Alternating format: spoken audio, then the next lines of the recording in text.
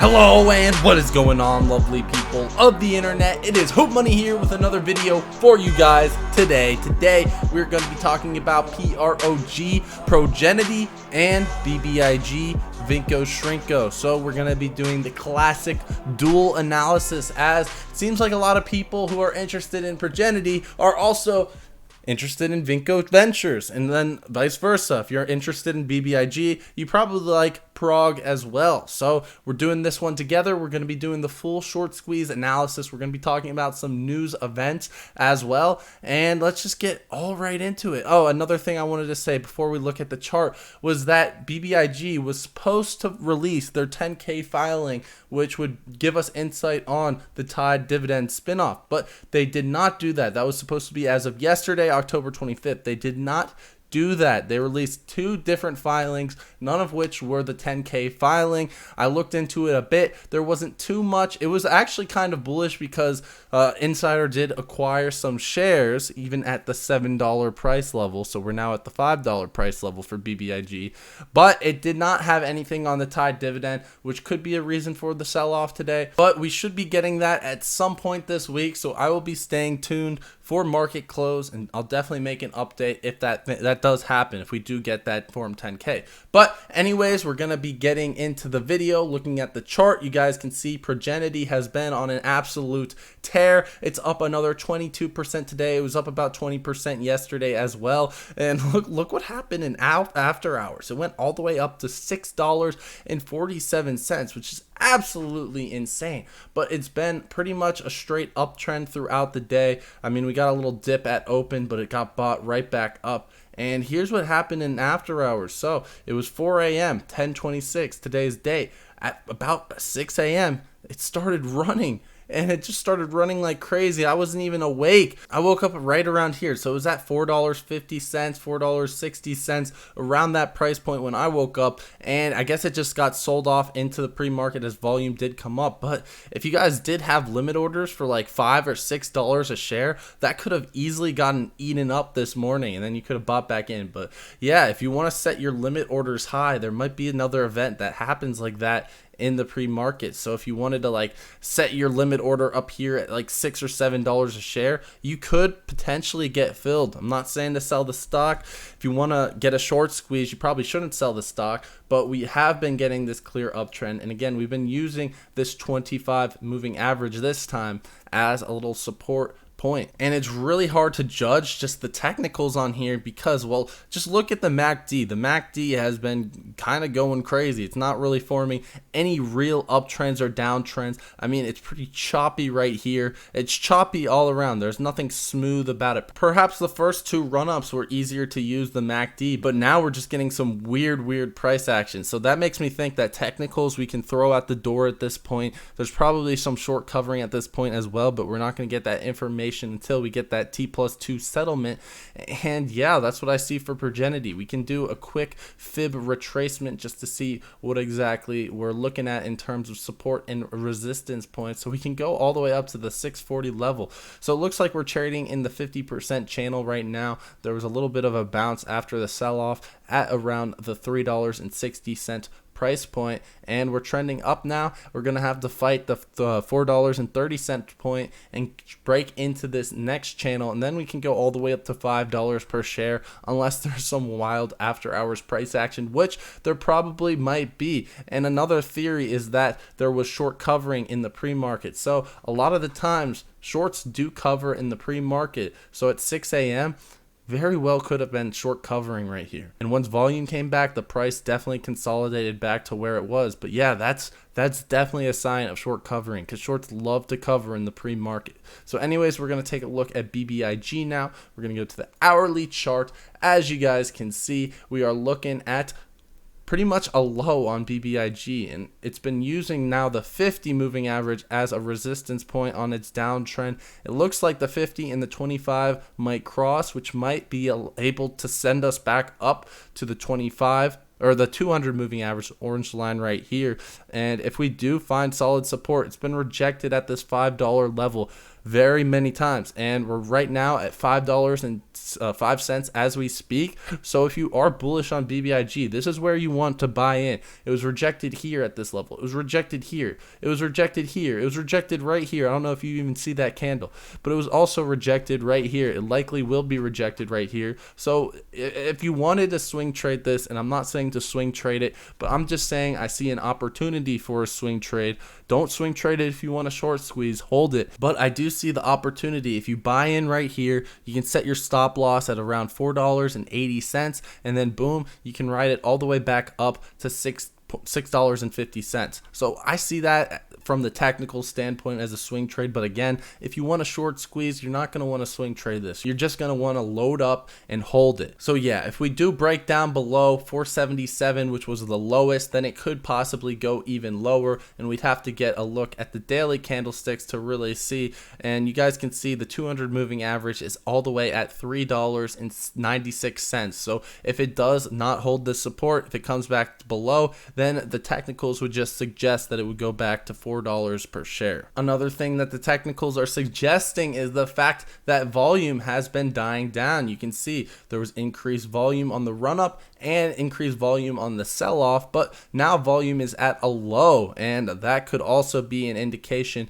that we're going to get a major move at some point soon. And I added in the Bollinger Bands, which is another technical indicator that pretty much shows when a move might occur. And as you guys can see, when the Bollinger Bands tighten up, that means low volume. A move is expected to occur at some point, either to the up or downside. So you can see right here, the Bollinger Bands tightened up, and then boom, a move to the upside occurred. Then the same thing right here, the Bollinger Bands tightened up, and then boom, we got a move to the downside. So right now we're in a very, very tight Bollinger Band, which is on low volume, and it'll be even more low in after hours. So there probably should be some type of move at some point in the near future. If you guys wanted to check out this technical analysis software, by the way, this is WeBull Desktop. They also have a mobile version, so iOS and Android versions of WeBull, where the technical analysis is probably the best that you're going to get on mobile.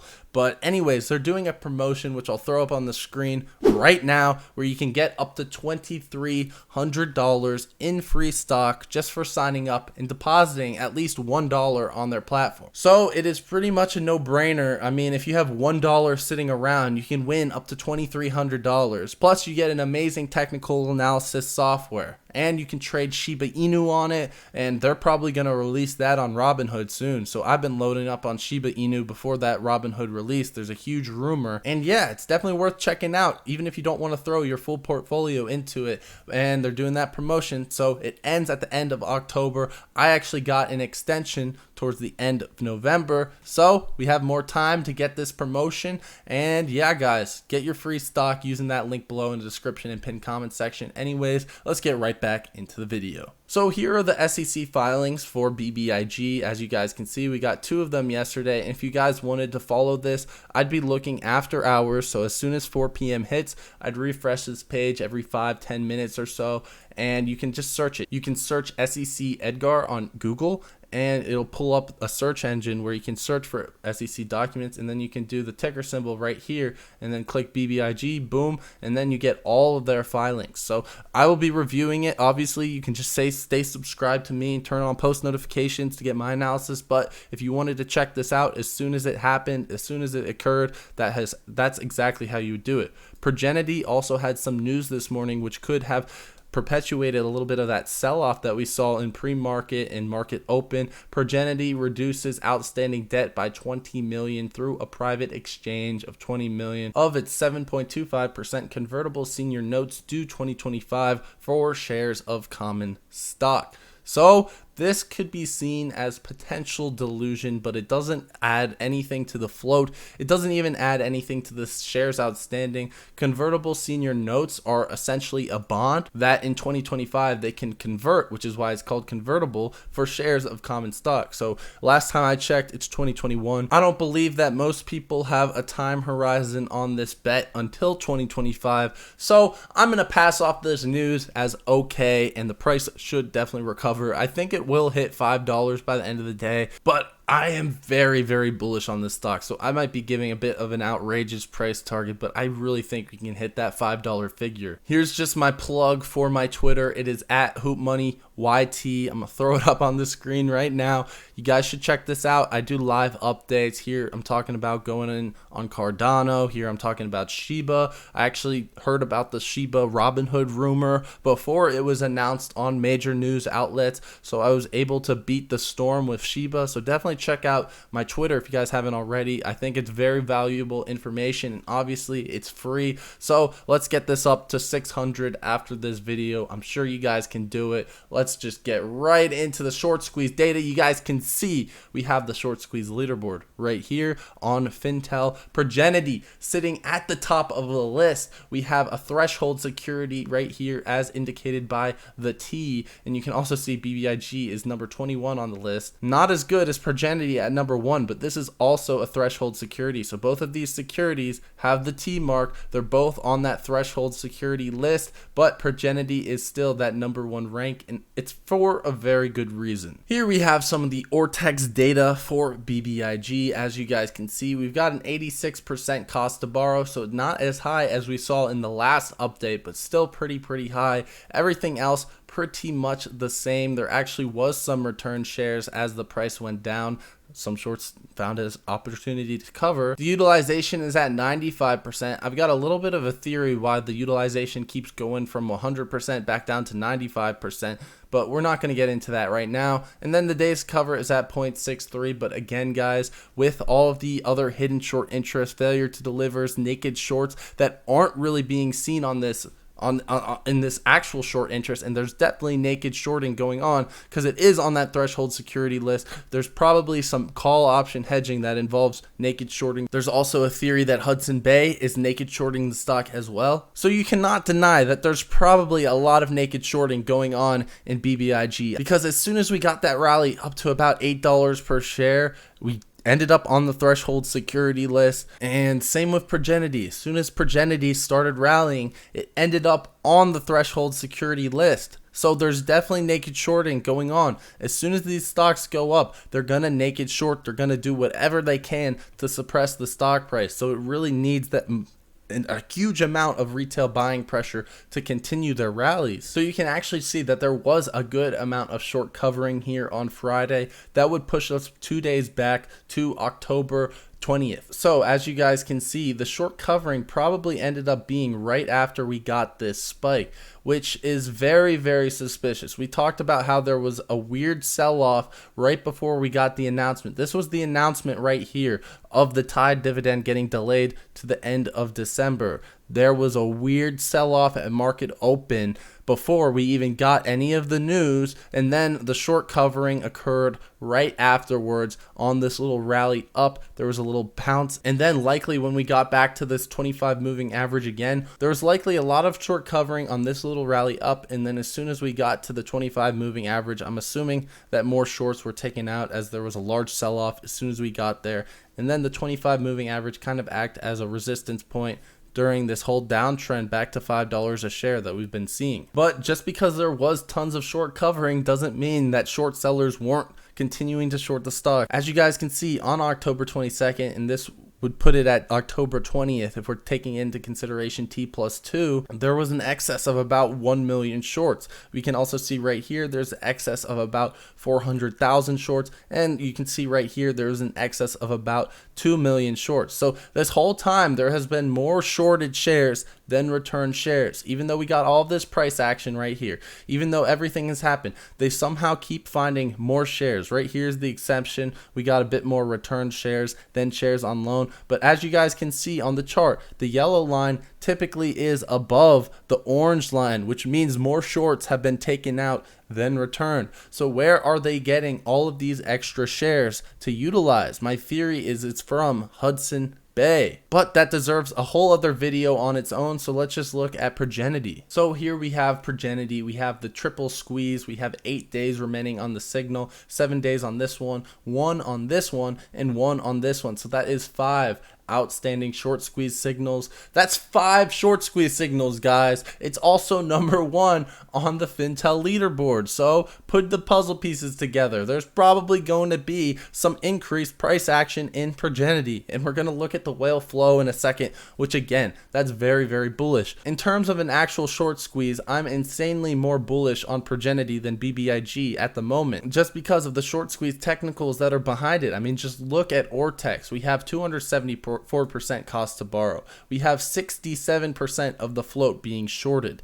The utilization is still at 100%. It stayed at 100%. There's no evidence that shorts have covered on this stock. Cost to borrow is insane, and the days to cover is 0.69. But when we factor in put options, when we factor in short call options, when we factor in failure to delivers, naked shorts, etc., the days to cover should probably be more like 2 to 3 days, because a lot of this short interest is not really being shown, and that would go for the short interest percentage of free float as well. When we're factoring in all of the extra short interest that is not being accounted for in this data, which is a lot, guys. It is a lot. If you really dig deep into it, you can discover it if you really want to. I've made a few videos on it already. This short interest is probably more like 150% of the free float, but it's almost impossible to actually get a good estimate because, well, we don't get the data. And I'll continue to tell you guys, we don't get the full data. We don't get the full picture of any of these stocks that we analyze. So as you guys can see, each day it's about the same with on loan new and on loan returned. Right here we got an excess of about 1 million. Right here was roughly the same. Right here another excess of about 600,000 shares that were put on loan that were not returned, so 600,000 extra shorts.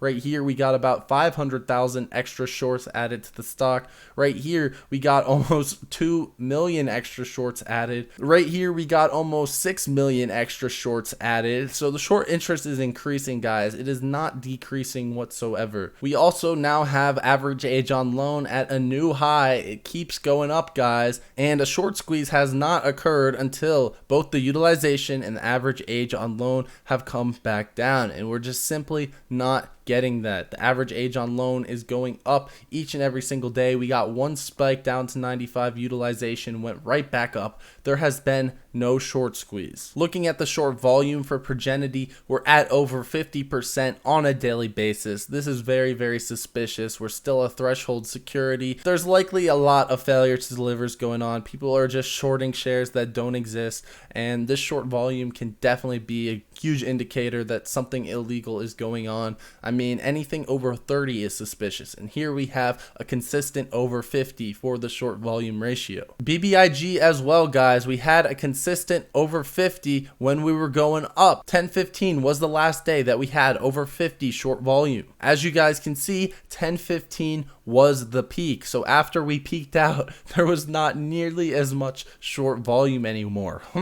I wonder why. So before 10/15, BBIG was rallying, and they were likely doing a lot of failure to delivers and naked shorts on the stock in order to suppress the stock price. So BBIG probably would have gone a lot higher if there were actually laws in place to prevent this preposterous behavior. But as soon as it ended, the short volume went down, and now it's averaging about 30% short volume each day. So yeah, again, guys, reform needs to happen because this data right here is just preposterous. Looking at the call option flow from today for BBIG, it is pretty bearish. It's been pretty bearish this whole week. We can look at the charts, and you guys know the drill. We're doing $10,000 in premium or more, and we're doing straight buying of calls and straight buying of puts. As you guys can see, it's about 70% bearish premium. They're digging in that short interest with these long dated expiration dates and also going high in the strike price. I guess 750 is pretty high now. Before they were doing deep in the money, so they were doing like 15s, 20 and 24. Today the most that they're doing is 7.5 for the put options. It does make sense. The delta value is now pretty high on those 7.5s, so they can keep going lower with these strike prices to add short interest as the stock decreases. And yeah, you guys can see right now there is some bullish call option activity for 1/21/2022 as well, but it's being completely taken over by put options. I mean, just look at this chart, and it's just pretty funny how we get all this dark pool volume on the run up, but then when it comes back down, now dark pool volume is, wow, it's back at a low. So right here, this is another sign. The price goes up, dark pool volume goes up. institutions, hedge funds, market makers, people who have access to dark pools. They are using them. They are using these tools that retail does not get access to do something to the price that we can't do on our side. So it just sucks. It makes no sense. The fact that short volume goes down as soon as the price drops. The fact that we get dark pool volume going up as soon as the price goes up. It just makes me so mad that we don't get access to any of these tools, and it makes it so much harder for the retail investor. So anyways, we have progenity here, same filter, same whale activity, and you guys can see just looking through it, it's a breath of fresh air because it's all bullish. You know, we got sweeps, we got everything. You know, we got little bears hiding in the corners down here and right here, but everyone else is bullish. We got some more little bears hiding in the corners. Like I said, completely different than BBIG, and it makes sense. I mean, progenity is not as manipulated as BBIG. They're not having a poor management. It's pretty much a straight short squeeze with progenity, and as you guys can see, 90% bullish premium, and they're targeting that 11.19, so expect a quick move in progenity. There's probably a good chance that the price will settle down by December, so there probably will be a big movement, short squeeze and or gamma squeeze by November 19th, 2021. The strike prices that are being targeted is the $3 strike price, which is usual, but now some higher strike prices as well. We got the $4 strike price getting some action, as well as the 5 and the 5.5, so people are willing to bet that this thing goes over 5.5. And this is from whales. This isn't just retail gamblers. These are people putting in tons of money into call options. And then again, the red line is pretty much at the bottom. There are no puts. There are barely any bears. Bears are afraid of progenity. We also have progenity getting some hefty call option volume, some of the highest that we have ever seen. And there is still an hour left in the day. So I do think there's probably some juice left in the tank, and we can probably get a gamma squeeze out of progenity. You can also see that the dark pool volume as of today has gone up. Pretty weird, right? But I do expect this dark pool volume to stay pretty high over the next few days. Anyways, that's about it for the video. I hope you guys have enjoyed. As you guys can probably tell, I'm a bit more bullish on progenity than BBIG right now. BBIG is one that I'm going to want to come back to around the December or late November time frame. I'm going to keep holding my shares at on the dips at $5 per share, as that is a short-term floor for BBIG. But if it does dip below about $4.77, BBIG could sell off back down to $4 a share. So if you're a holder, be prepared for that. Progenity, on the other hand, has some of the best short squeeze fundamentals that I have ever seen, and the whales are betting big time on progenity. I currently have been loading up. Last weekend, I got some more shares at around $2.90-ish, and I'm ready to run this thing. And I'm not looking to really sell progenity until it's over $10 per share. It might sound outrageous to you, but I mean, some people have higher price targets, so $10 is probably not even that high. But I've been asked, should I sell it at $5 a share? Should I sell it at $7 a share? I'm personally waiting until it's at $10 a share. I think we can get there. I'm not too worried about it not getting there. That just shows my conviction in this trade. I'm very bullish. Unless there's some weird event like delusion or something else that sends this price down, I think this can have a support.com like short squeeze. Shorts have not covered yet. We have such huge call option buying behind it. We also have huge call option volume. Potential gamma squeeze could occur. I like progenity. I'll leave it at that. You guys can make that decision on your own, because I can't be making financial advice. And yeah, that's what I have to say about progenity and BBIG. I hope you guys have enjoyed. I enjoyed making the video as always. If you guys did, leave a like on the video and subscribe for more. Turn on those post notifications down below. We go live now at 9:30 a.m. at 9 a.m. Eastern Standard Time, so 30 minutes before the market opens. So make sure you got post notifications on for that. I also announced it on Twitter and my Discord, so check those out as well. And if you guys wanted up to $2,300 in free stock, use the links below in the description or in the pinned comment section to sign up for WeBull. WeBull is a great stock brokerage, and I use it for technical analysis. I used it throughout this video. So if you wanted to do that as well, go ahead, download it using that link below, sign up, get your $2,300 by depositing at least $1, and become a master technical analyst. Anyways, that's about it. Hope you guys have enjoyed, and I will be seeing you guys next time. Peace.